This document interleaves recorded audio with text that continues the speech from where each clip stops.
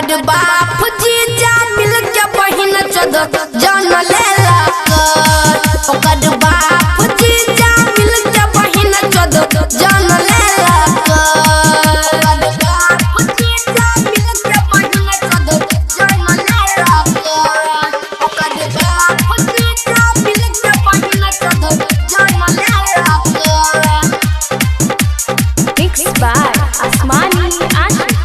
हे हो चल रहैया रति के प्यार 2 साल से ललल के जान एकर सर बुरा हाल से सर बुरा हाल से सर बुरा हाल से चल रहैया रति के प्यार 2 साल से ललल के जान एकर सर बुरा हाल से सर बुरा हाल से सर बुरा हाल से चल साटाई के जन के करा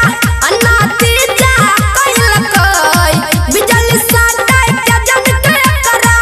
नाती जा कइल कई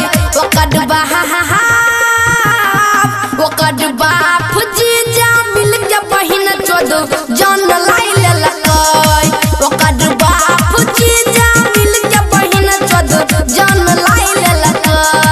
ओकर बाप जीजा मिल के बहिन चोद जान लेलकै ओकर बाप जीजा मिल के बहिन चोद जान लेलकै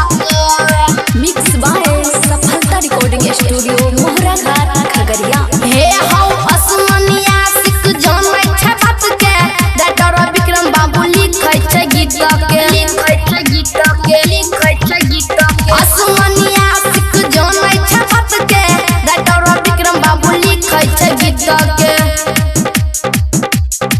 रघुनंदन ओकरा हटर के अभिनंदन करै छै रघुनंदन ओकरा हटर के अभिनंदन करै छै